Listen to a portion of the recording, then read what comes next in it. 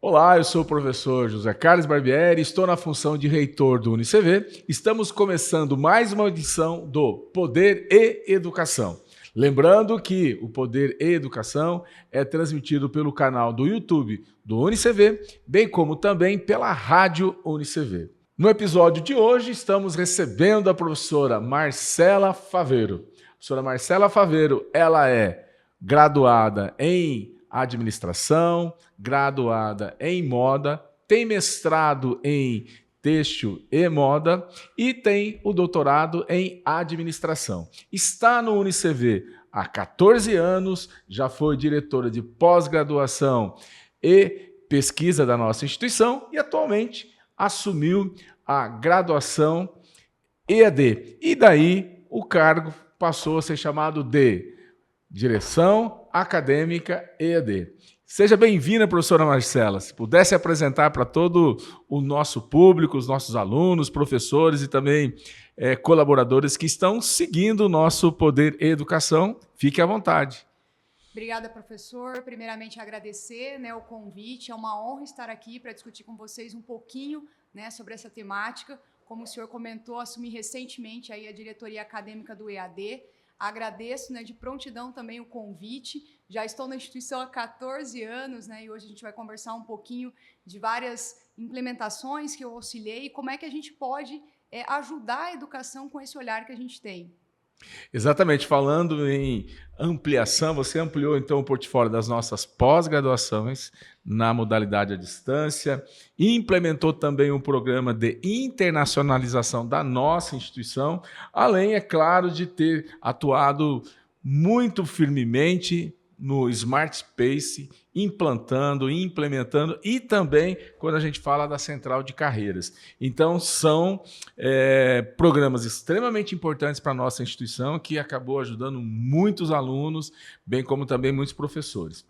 Antes de ir para a primeira pergunta para a professora Marcela, só quero reforçar que o nosso podcast Poder e Educação é transmitido pelo YouTube do nosso centro universitário, bem como também pela Rádio UniCV. Senhora Marcela, você é uma mulher jovem, já acumula bastante experiência nesses 14 anos, certo? Principalmente aí na área da educação, mas me conta um pouco como você chegou a atuar na vida acadêmica. É uma influência do pai, que é o nosso diretor aqui, um dos fundadores da nossa instituição. É uma influência da mãe, a professora Luzia, que atuou durante muitos anos na área de química aqui da nossa Universidade Estadual. Como começou? Bom, claro que tem uma influência familiar. Os meus pais, tanto pai e mãe, vêm da área de educação. Os dois foram professores universitários. O meu pai seguiu a carreira dentro das universidades e a minha mãe acabou, parando ali dentro da atividade de docência.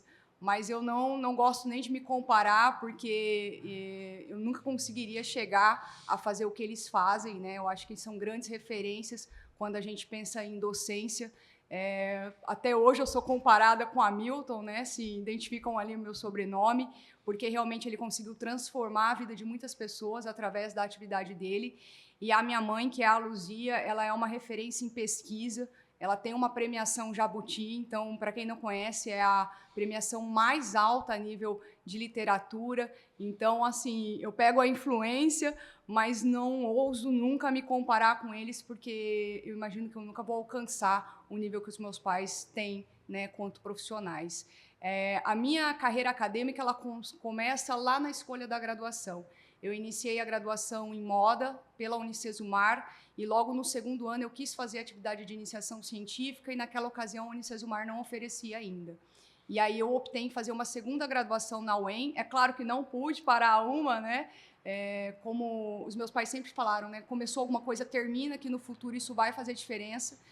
Por 2 anos eu levei as 2 graduações ao mesmo tempo, mas na UEM eu tive a oportunidade de fazer PIC, PIBIC, projeto de extensão na comunidade, então acho que a UEM foi uma grande escola para mim.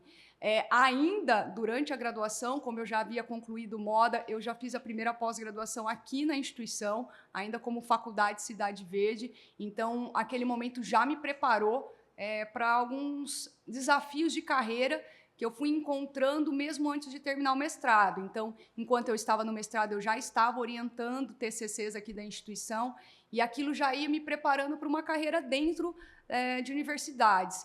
Mas, até eu concluir o mestrado, eu sempre imaginei que o meu lugar na universidade seria o lugar da pesquisa. Eu sempre me vi como uma professora pesquisadora, pouco pelo meu perfil mais analítico, mais introspectivo, e eu fui me perceber gestora apenas depois do mestrado. Concluindo o mestrado, voltei para Maringá, fiz o mestrado em São Paulo, e aí já assumi algumas funções na instituição, como a implementação do PIC, acho que foi meu primeiro desafio aqui com vocês, e ali eu percebi que, quando eu estava na gestão, eu conseguia alcançar um maior número de alunos, e aquilo me encantou. Fiz o doutorado na UEM para não sair da instituição, optei em fazer o doutorado trabalhando aqui, e depois do doutorado, né, professor, vieram os convites, fui assumindo as diretorias, e eu acho que aí o trabalho foi se desenvolvendo dentro da instituição. Já atuei em outras instituições também, eu não trabalhei apenas no UniCV, mas eu acho que o UniCV eu tenho um carinho muito grande, né, pela história, e eu acho que aqui eu tenho uma vantagem que me permite desenvolver novos projetos. Então, quando você fala de diversos setores que eu fui implantando, é muito pela liberdade que eu tive criativa aqui dentro. Então, por isso que eu acho que aqui eu tenho um carinho especial pela instituição. E sabe, Marcelo, você falando, passou um filme na minha cabeça, né? A professora Marcela foi minha aluna do ensino médio. Sim. E eu trabalhei durante 28 anos em sala de aula, dando aula de biologia. Ela foi minha aluna no ensino médio e ela falando agora passou algumas coisas na minha cabeça. Eu percebi desde aquela época que ela era muito rápida e fazia várias coisas ao mesmo tempo. E aqui na instituição também, ela implantou vários projetos simultaneamente. E sempre quando você manda um e-mail, manda uma mensagem para ela, rapidamente, não importa se é de manhã, de tarde, de noite, se é sábado, se é domingo, se é no meio de semana, ela responde, e sempre de uma forma bem assertiva, bem pontual. A professora Marcela tem aqui uma característica muito forte de trabalhar com processos, que é extremamente importante hoje para as empresas. Quando a gente fala de uma empresa bem-sucedida, a gente sabe que ela tem sempre aquela valorização das pessoas, porque são as pessoas que fazem as empresas funcionarem, serem criadas, voarem, e também os processos são fundamentais. Então, tudo tem que ter começo, meio e fim, quem faz, quando entrega, quanto custa, né? E também a tecnologia. Então, ela domina muito bem a tecnologia, muito bem também os processos. Então, professora Marcela, nessa história de 19 anos, como você mesmo disse, né, o UniCV foi crescendo. E você passou como professora, como coordenadora, como diretora de pós, implantou internacionalização, implantou também, né, o nosso programa institucional de iniciação científica, deu uma cara nova ali ao Smart Space, uma cara nova também à Central de Carreiras, porque numa instituição privada nós fazemos de tudo para que o nosso aluno esteja no mercado o mais rápido possível, para que ele possa já ir unindo o saber teórico com o saber prático. Mas eu quero fazer uma pergunta para você. Nós estamos hoje em todo o Brasil, estamos em alguns países pelo mundo, mas como você enxerga as mudanças que vêm acontecendo na educação, principalmente após a pandemia? Professor, o que a gente observa, principalmente quando a gente pega esse período pós-pandemia, é um crescimento exagerado do EAD, né? E por que esse crescimento? Né? Muito pela flexibilidade que o EAD permite e porque na pandemia nós fomos forçados a experimentar tecnologias que por muitas vezes nós tínhamos resistência. Então a gente foi obrigado a fazer reunião online, nós fomos obrigados a consumir lazer online e isso fez com que a gente se habituasse com essas tecnologias e permitiu com que a gente olhasse para o EAD com um olhar diferente. Se a gente fala de EAD antes da pandemia, nós observamos na fala de muitas pessoas um preconceito, um olhar como se fosse uma educação sem qualidade, como se aquela formação fosse invalidada. E nós que estamos na educação sabemos que 50% é responsabilidade da instituição, mas 50% é o papel do aluno. Então, cada aluno tem um modelo de aprendizagem, cada aluno tem um tempo que ele pode dedicar naquele momento para a graduação, e isso não invalida a modalidade EAD. Então, quando a gente olha para a educação hoje, a gente tem um modelo mais consolidado e nesse momento a gente pode avançar muito mais em buscar tecnologias, em buscar ferramentas para garantir uma aprendizagem de qualidade. Então, acho que o cenário teve essas alterações e isso é muito positivo.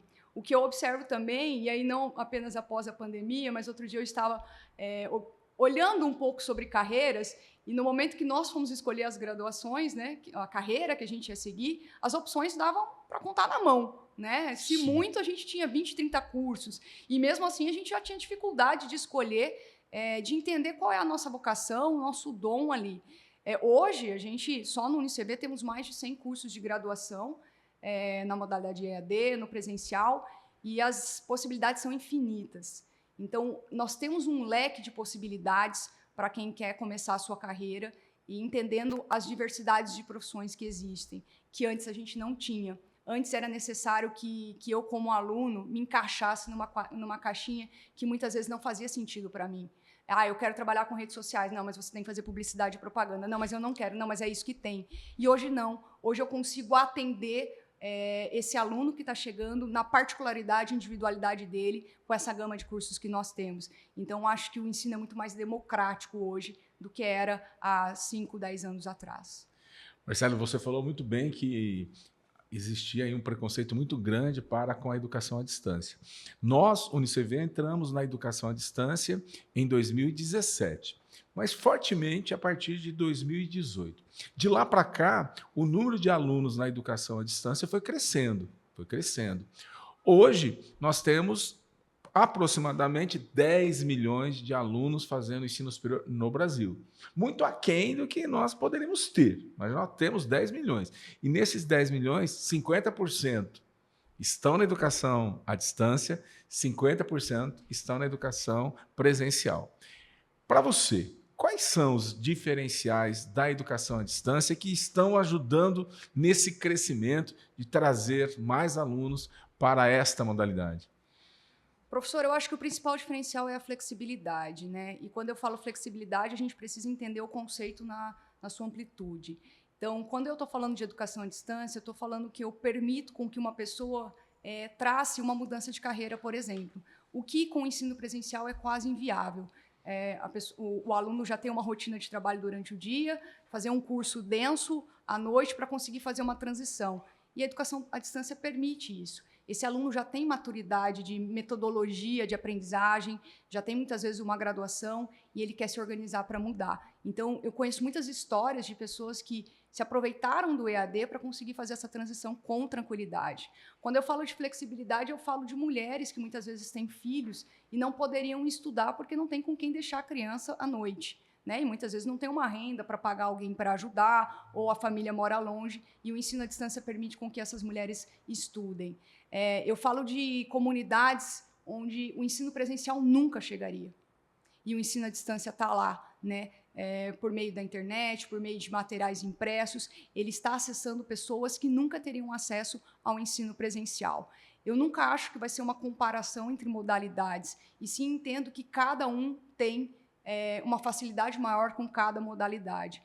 O ensino à distância tem essa característica dessa flexibilidade, desse acesso e desse alcance que o presencial nunca vai ter, seja por uma questão geográfica, por uma questão de infraestrutura, por uma questão de custos. Né? A gente precisa entender que o modelo é complexo e o EAD ele nos permite isso. Então, quando a gente encontra alunos que nunca poderiam ter estudado se não fosse o EAD, isso nos faz refletir como melhorar o EAD para que a gente continue acessando pessoas diferentes. Então, para mim, essa é a maior qualidade do EAD e é isso que a gente precisa valorizar, intensificar e melhorar a qualidade para garantir essa flexibilidade. Perfeito, concordo plenamente com o que você está dizendo, porque hoje nós não teríamos condições de ter instituições de ensino superior nos mais de 5.000 municípios que temos no Brasil. E nós sabemos que nesses municípios nós temos os ribeirinhos, nós temos os indígenas, sim, certo? Então nós temos algumas entidades, ou melhor dizendo, algumas fundações, né, que não tem como esses alunos saírem de lá. Então é democrático, né? É inclusivo.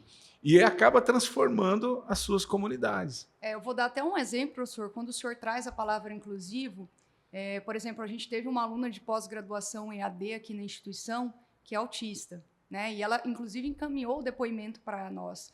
É uma autista de nível elevado, então ela não consegue conviver. Está numa sala de Não aula. consegue conviver numa sala de aula. Então, para ela, o ensino estava muito distante, né? E no EAD ela consegue, porque ela consegue levar o ritmo dela, tem um atendimento, essa interação social quando ela quer, né? Então, a gente precisa entender essas particularidades, né? Então, quando a gente recebeu esse depoimento, isso me tocou muito, porque eu falei assim, a gente está batendo tanto em inclusão sem olhar para o aluno, né? Porque o aluno quer. Qual é o contexto que o aluno quer experimentar a educação? E eu acho que é isso, a gente tem que olhar para a inclusão a partir do olhar do aluno, e não criar as metodologias que nós entendemos e enfiar no aluno, né?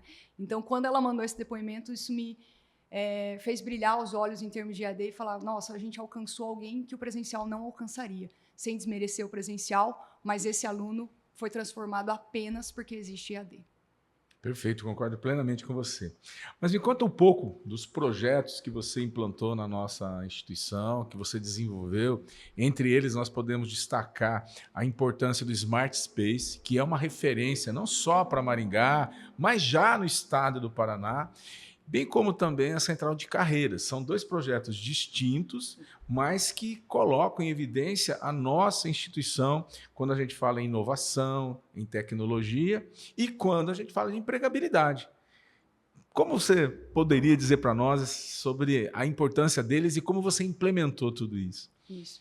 Central de Carreiras veio primeiro, né, professor? Eu estava trabalhando, acho que com a extensão aqui na instituição, acho que na época da professora Silvia. Silvia, que hoje mora lá em Salvador. Ela lançou o projeto no ar e eu acabei abraçando junto com ela. Na época chamava Núcleo de Empregabilidade. E o nosso grande desafio foi mudar o olhar do aluno para ele com a profissão. Porque o nosso aluno, ele tem um sentimento de conformismo, né? Então, eu estou trabalhando, está pagando as minhas contas, e eu lembro que a gente até na época lançou o lema Você Pode Mais, né? De instigar o aluno a buscar oportunidades, a arriscar, porque a gente sabe que para você entrar na área, você precisa muitas vezes dar um passinho para trás, aceitar um estágio, para que aquilo tenha um impacto no futuro. Então, a Central veio muito com esse olhar e com essa pegada. E quando a gente começou a desenvolver os projetos, acho que o primeiro grande projeto que a gente fez, e esse ano vai para a 10ª edição, né, é a Feira de Empregabilidade, que depois virou Feira de Carreiras para o EAD, e a Feira de Empregabilidade tinha muito esse olhar de conexão, né, de conectar as empresas que ligavam para a gente buscando o aluno com os alunos e a comunidade. Então, esse é o maior evento de empregabilidade de Maringá, a gente vê as outras instituições copiando muito do que a gente fez, e é um evento que foi premiado, inclusive, como uma prática de estágio bem-sucedida pelo IEL, né? Ficou em primeiro lugar. E, na sequência, a gente foi desenvolvendo e testando novos projetos. Então, a Feira de Carreiras é um teste em relação à Feira de Empregabilidade para o EAD. Esse ano nós teremos novidades. No ano passado, nós já trouxemos empresas para recrutar na modalidade EAD, né? E esse ano a gente quer fazer um evento mais robusto nesse sentido. Trouxemos a Unicarreiras, que é uma semana preparatória de carreiras para os alunos do presencial, com cápsulas de desenvolvimento antes da aula, que também é observar o modelo de comportamento do aluno. Hoje, se a gente chama o aluno para vir num sábado de manhã aqui, ele não vem. Então, a gente aproveitou esse aluno que fica aqui antes da aula. Ele está aqui, vamos aproveitar para trabalhar conteúdo, para desenvolver esse aluno. Então, a Unicarreiras veio com esse modelo. O Recruta Day foi um projeto proposto pela própria equipe da Central de Carreiras, também recebeu o 2º lugar da premiação do IEL, né? Que é aproveitar esse momento antes da aula e no intervalo para trazer a empresa dentro da instituição de ensino para recrutar. Então, acho que a Central ela tem muito essa conexão com as empresas e busca viabilizar esses caminhos que muitas vezes o aluno por si só não vai encontrar. Porque se esse aluno já está empregado, dificilmente ele vai ficar olhando vaga de emprego ou buscando no LinkedIn. Então, o nosso papel é sempre falar para o aluno, cara, você pode mais, né? Vamos lá, vamos tentar. Então, acho que a Central ela vem com essa concepção e tem muitos projetos interessantes, né? O podcast A Profissão Tá On, onde a gente traz o egresso para falar da carreira dele e, a partir da fala do egresso, trazer luz para o nosso aluno no sentido de possibilidades de carreira. que muitas vezes na fala do professor, ou, né, ele tem um distanciamento e com o egresso não, ele tem uma proximidade. Então, toda a visão da central está sempre nesse olhar. O aluno precisa sair melhor empregado do que ele entrou. Ele precisa sair ganhando mais e mais satisfeito. E não é só salário, né? Porque a gente acredita que quando o aluno escolhe uma graduação, ele escolhe aquilo que toca o coração dele, ele escolhe a vocação dele. Então, eu entendo, e a central tem muito essa concepção, de que ele precisa trabalhar nessa área. Porque foi a área que ele escolheu, né? Então, acho que o olhar da central é muito isso. E no Smart, né, a gente recebeu ali um desafio. O Smart tinha acabado de ser fundado, ele veio para mim com 4 meses, também sobre a gestão da professora Camila. E eu já tinha trabalhado com inovação no Sebrae, no ALI, no programa ALI, e o que a gente trouxe para o Smart foi essa pegada um pouco mais rápida, né, da inovação e do empreendedorismo, e também rompendo barreiras e mostrando para o aluno que ele pode empreender. Então, a todo momento, acho que o trabalho desses 2 setores é ampliar a visão do aluno quanto pessoa, né, quanto sujeito, para que ele entenda as 1000 possibilidades que ele tenha e que ele tenha o poder de escolha. Porque quando ele tem o conhecimento e ele sabe tudo que ele pode fazer, ele pode escolher aquilo que faz sentido para ele. E aí, com o Smart, né, o ano passado nós ganhamos 2 premiações no Inova Week, uma em relação ao Hub, né, que é focado nas empresas que os egressos e alunos constroem. Então, esse projeto ficou em primeiro lugar. E o outro em relação ao potencial que o Smart tem como ambiente de inovação em fomentar projetos. Nós somos o ambiente de inovação com mais projetos na cidade no Inova Week. Então, acho que assim, foi gigantesco essas conquistas. Nós já havíamos conquistado outros prêmios anteriormente, mas eu acho que 2024 vai ter ficar na história. Vai ter um cantinho especial, especialmente porque nós captamos, né, professor, R$100 mil. Foi a primeira vez que a gente conseguiu captar recurso do governo para investir no Smart. O projeto começa a rodar agora em 2025. Nós temos 10 computadores, 2 celulares, bolsista, tudo financiado pelo projeto que a gente escreveu. Então, acho que realmente ele vem num desenvolvimento muito legal. E acho que o grande desafio do Smart, professor, foi romper um pouco da cultura, tanto como instituição de ensino, que tem um pouco mais de tradição, processos burocráticos. Eu sou muito processual, mas a inovação ela exige uma velocidade diferente. Então, nós tivemos que romper alguns aspectos internos, né, como administrativo, mas também para o professor, né, criar na concepção do professor o que é inovação, o que é empreendedorismo, como é que eu fomento, vamos lá, vamos junto, e no aluno. Então, o setor vem trabalhando há 4 anos nessa mudança de cultura, e hoje eu já vejo uma instituição completamente diferente, um posicionamento no mercado da nossa instituição diferente, e as pessoas lembrando que o Smart é do UniCV e faz inovação. Muito legal. O jovem poder empreender, poder testar sua ideia, poder inovar, é uma oportunidade que uma instituição de ensino oferece que, na minha época, nem se imaginava isso. Agora, falando de projetos ainda, a gente sabe que você esteve à frente aí bastante tempo da internacionalização. A gente sabe que você já publicou artigos fora, foi apresentar artigos. Qual a importância da internacionalização para uma instituição de ensino? Professor, a importância é porque hoje nós estamos trabalhando globalmente, né? Então, acho que esse é o primeiro ponto quando a gente pensa em carreira. Eu não trabalho mais local. Depois da globalização e a pandemia alavancou muito isso, nós estamos competindo com o mundo, né? A própria instituição de ensino compete com plataformas de cursos livres de Harvard.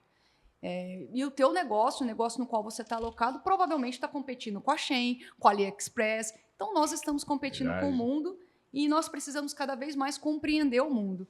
E um processo, né, para que você entenda o mundo, primeiro é a parte de idioma, né, e segundo é a parte cultural, né, conseguir ampliar a tua percepção de cultura, para que você crie empatia, respeito, mas para que você também entenda os limites de muitas negociações.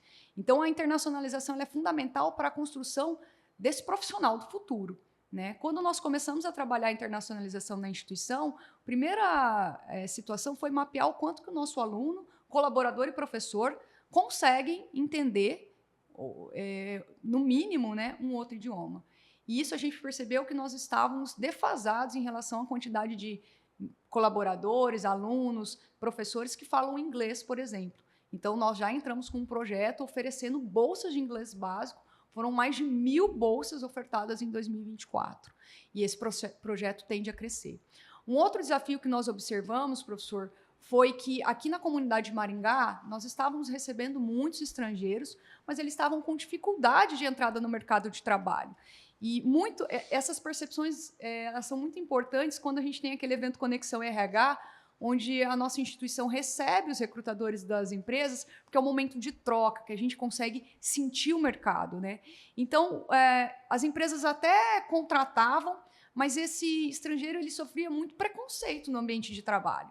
E aí, como instituição de ensino, nós temos essa responsabilidade de preparar profissionais responsáveis, empáticos, que tenham esse olhar para o outro com um pouco mais de cuidado e carinho. E aí o olhar do vestibular de estrangeiros foi isso, foi trazer estrangeiros para dentro da instituição para que o nosso aluno começasse a conviver com essas novas culturas desde o processo de aprendizagem. Então, esse projeto foi super aceito pelo comitê gestor, a gente soltou 15 bolsas no primeiro edital, estamos com mais 15 bolsas agora em 2025. Então, a internacionalização ela vai assim aos pouquinhos. E é esse vestibular que nós apresentamos no Congresso no Paraguai, um pouco da nossa experiência já, compartilhando com outras instituições a boa prática que tivemos. Então, a internacionalização ainda está começando, né, um trabalho que a professora Paula tem aí para dar sequência, mas nós já temos vários projetos para 2025, então esperem um ano bem agitado ali no setor. Que legal. Marcela, a importância de não pararmos de estudar. A educação continuada é fundamental. O que você poderia dizer da pós-graduação, principalmente, que é a que você está à frente agora, a pós-graduação na modalidade à distância?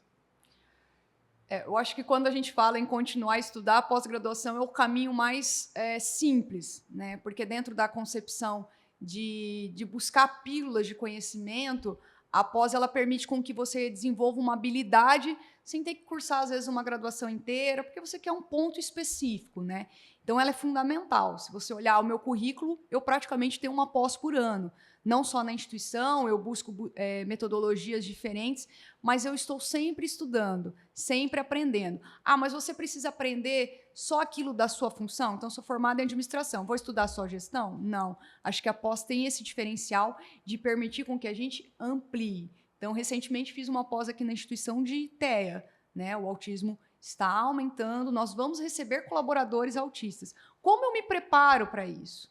Com uma pós. Porque aí eu tenho a base, né, do conhecimento, eu consigo chegar em esferas que com a graduação eu levaria muito tempo. Né? Eu teria que fazer uma graduação em psicologia, então com a pós eu não vou atuar, eu não vou, neste caso, né, para mim, do autismo, eu não vou fazer o diagnóstico, não é meu objetivo. Meu objetivo é ter a visão panorâmica, né, para conseguir gerenciar situações assim. Então, acho que a pós nos permite isso, nos permite ir ampliando os nossos horizontes, né, acadêmicos, sem precisar, muitas vezes, passar por uma graduação. Aqui, a pós-graduação EAD ela tem mais de 400 cursos, então são muitas possibilidades.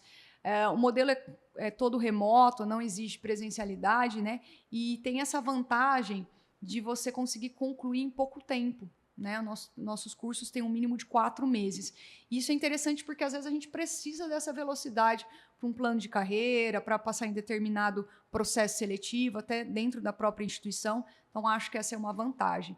Hoje, nós já estamos com quase 30 mil alunos, né, professor, na pós-EAD, e eu acho que quando eu olho para os nossos cursos em comparação ao mercado, o que eu vejo de diferencial, primeiro, é a qualidade da matriz. Nós somos uma das únicas instituições EAD que tem coordenador por área na pós. Boa parte das instituições trata a pós-graduação como um produto paralelo. E aqui não, nós temos esse olhar, esse cuidado, o coordenador está lá validando cada matriz.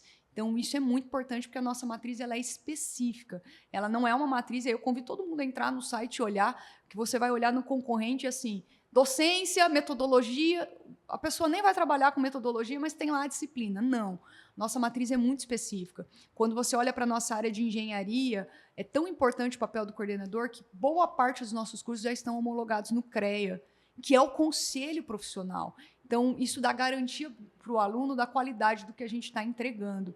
E também, né, eu costumo elogiar muito o nosso fluxo de atendimento e velocidade. Desde o atendimento da tutoria até a própria secretaria no processo de certificação. Nós entregamos o certificado para o aluno muito rápido. Perfeito. Realmente valorizando o tempo que o aluno dedicou com a gente. Então, se eu puder comparar, eu acredito que nós estamos acima do mercado em relação à entrega. Então, quando a gente fala de pós-graduação, é importante nós continuarmos a educação continuada. Você pode ter aí uma especificidade muito mais rápida, receber o seu certificado muito mais rápido e poder atuar no mercado, né? São realmente grandes diferenciais. Agora, para você mesmo jovem, quais são os conselhos que você poderia dar para os nossos alunos que estão pensando em empreender, e pensando em abrir seu próprio negócio? Então, você que tem toda essa formação, essa visão, o que você poderia dizer para eles? Professor, uma vez eu li um livro, inclusive fiz um grupo do livro com a Sônia Rossi, e aquele livro para mim foi uma virada, que é um livro que chama Execução. Eu acho que para nós, né, sermos grandes profissionais, a gente precisa fazer bem feito, sabe? Faz o teu, né? Eu acho que é muito isso. Você vai trabalhar, trabalha bem, entrega bem, faz teu máximo, alguém está olhando, né? Porque muitas vezes eu escuto assim, né, vou fazer de qualquer jeito. E é isso que diferencia um bom profissional de um profissional ruim. Cada entrega tua, né, você entregar o teu melhor, independente de quem está te avaliando ter percebido ou não. Eu acho que é você dormir tranquilo consigo em relação ao nível de profissional que você quer ser. Então, faz bem feito, sabe? E quando eu li esse livro Execução, ele me abriu muito a mente em termos de liderança, que é essa situação do líder realmente saber executar. Então, muitas vezes, a gente fica muito no planejamento, visualizando, né? Cara, o que dá para fazer? Vamos pivotar, vamos testar, vamos colocar para rodar, depois a gente melhora. Então, de descer para a operação, de fazer as coisas acontecerem, de dar o seu melhor. Então, se eu puder olhar assim, um conselho que realmente mudou minha vida, primeiro leiam esse livro, leiam, né? Acho que tem que ler.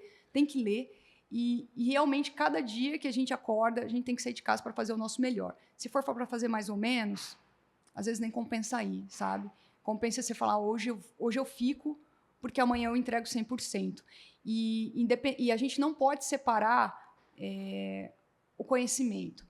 Achar que em algum momento da vida nós já sabemos tudo, né? Isso não pode acontecer. Então, sejam cursos, livros, clube do livro, você precisa continuar estudando, porque uma característica do profissional do futuro que é fundamental é visão sistêmica. E como que eu desenvolvo visão sistêmica? Primeiro, trabalhando, porque não dá para desenvolver visão sistêmica no sofá, né? E segundo, estudando, porque eu preciso entender cada vez mais do mundo complexo que envolve uma tomada de decisão. Então, isso é trabalho e estudo. Então, se a gente puder dar alguma dica, trabalha bem, trabalha muito e estuda, né? Que não tem outro caminho. Marcela, obrigado pelas dicas, obrigado pela tua experiência sendo compartilhada aqui com a gente. Então, nós tivemos nesta edição, neste episódio, a professora Marcela Faveiro. Começou aqui como professora, daí implantou vários projetos, se tornou aqui a nossa diretora de pós-graduação e pesquisa, mas agora ela está como diretora acadêmica da modalidade à distância, formada em administração, formada também em moda, fez mestrado em ciência de têxtil e moda e doutorado em administração. Então, muito obrigado, professora Marcela. Dizer para vocês que nós estamos terminando mais este episódio, dizer para vocês que poderão assistir no YouTube da nossa instituição, do UniCV, bem como também através da nossa rádio UniCV. Muito obrigado, até o próximo.